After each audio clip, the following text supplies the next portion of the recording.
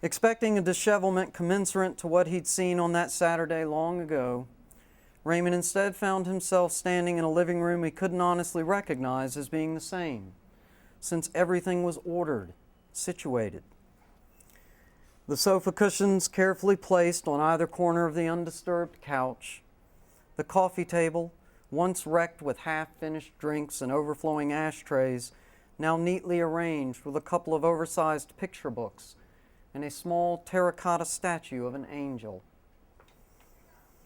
An enormous plant with spiky leaves reached out from one corner of the room, and pleasant music at a low volume leaked in through speakers he couldn't see.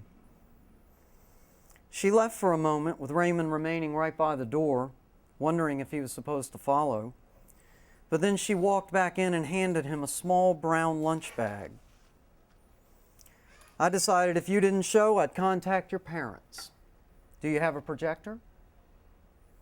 He looked in the bag to see several of the small, familiar, blue-covered reels of Super 8 film before answering with a shake of his head, which sent her right back out of the room again. And reappearing, she placed on the coffee table Craig's old 8mm projector. You can take this too, then. As nice as it was to see those things, I think it's best if I let them go.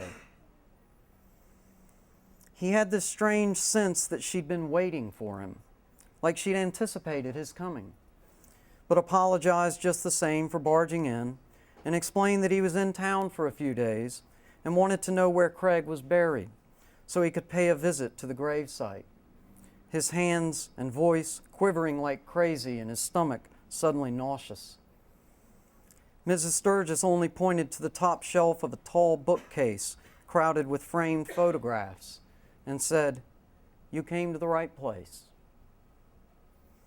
He stood staring for a few stupefied moments before she rescued him, clarifying that she'd had Craig cremated, and there he now sat in a big green bowl of sorts whose sides were adorned with carved oriental designs.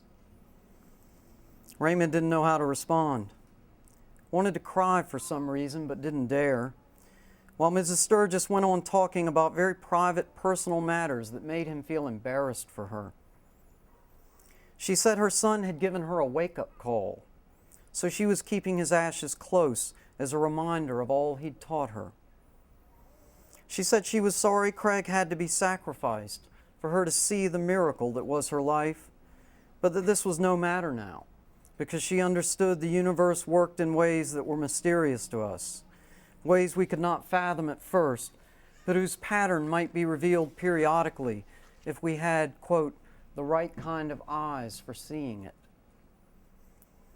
She sat down in a white wicker seat with blue cushions, Raymond still standing, feeling awkward and out of place, especially since she wasn't looking at him.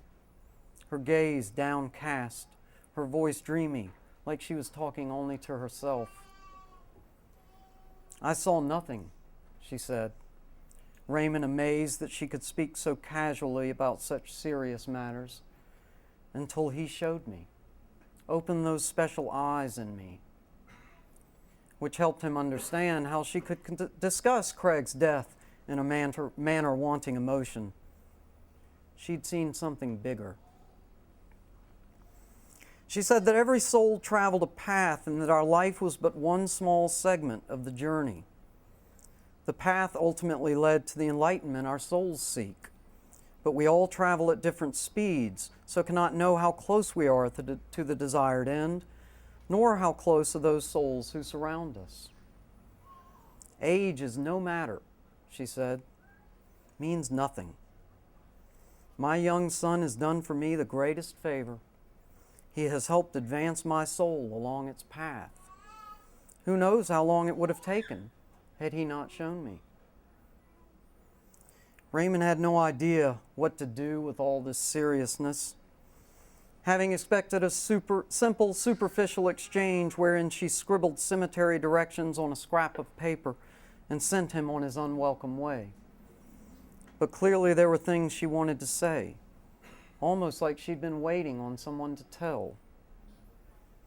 "Sometimes I'll take them down." She motioned to the lidded bowl in which Craig's ashes were kept, and I'll wet the tip of my finger." At which point she ceased speaking and made a pantomime of her actions.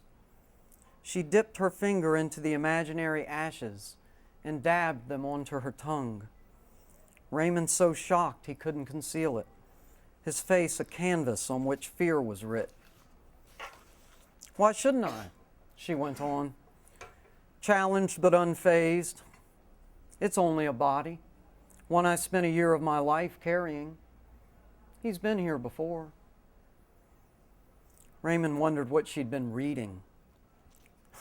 Not sure how to get the hell out of there, but suddenly desperate to. "Don't be fooled," she said, staring straight at him now and pinching the skin on her forearm beneath 2 fingers. "It's paper thin."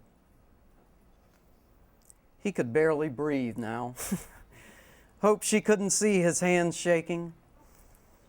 And after a moment of intense quiet he couldn't begin to cut through, she clapped her hands together in front of her face, shattering the silence and startling him a little. "Be present for this moment of your life, young man. It won't come again. We are here to show one another. This is what we have." Which is when he bolted out the door and into the car as if running to escape, as if hot on his heels was something terrible. He didn't look back for fear of seeing her, scared she'd be right behind him with that stare that seemed to be saying something he didn't care to hear, like he was being accused of a crime. He wriggled behind the wheel, cranked the car and sped away, shaking his whole body as if to rid it of something, and nearly running the red light at Reynolds, having somehow forgotten he was driving, but catching himself just in time to stop. He cursed his actions but couldn't help it. It was all too weird. And of course a second's consideration shamed him because she'd lost her son. So naturally he was grasping at straws. Who wouldn't be? Maybe she'd even gone off the deep end. Craig's mom. And here he'd run out on her like she was just some old loony. Though he had the brown bag in hand, he'd left the projector on the coffee table. Yet another reason to be sorry for running. It was sunny outside and hot, and he was sitting at a traffic signal looking around for someone to tell. But tell what? What just happened? Even he wasn't sure. Just knew that it was something worth telling once he figured out what it was. You've just been told. He was supposed to be taking food to his father, but found himself driving in the opposite direction. You have to, he thought. So pulled into a gas station to turn around, but ended up parking and getting out of the car, still shaking, needing to get a grip on himself because in truth he couldn't pay attention to anything, even driving, until he calmed down a bit, convinced himself he was okay. He walked around the car a couple of times as if studying it, trying to believe it, then stopped at the front and placed his palms on the hood where his face was reflected. You're here, he thought, reminding himself, right here. He looked around at an ugly world, signs screaming from the side of the road for the sake of selling, cars puking out their pollution, people hurrying everywhere as if what they were doing mattered somehow, was of some consequence. Couldn't they have stopped just for a second? Couldn't the world take one breath to acknowledge the passing of someone who'd brought so much to it? The answer resounded with a blast from a car horn at the light. The driver cursing out his window at a black kid crossing the intersection casually, making the man wait, happy to irritate an idiot.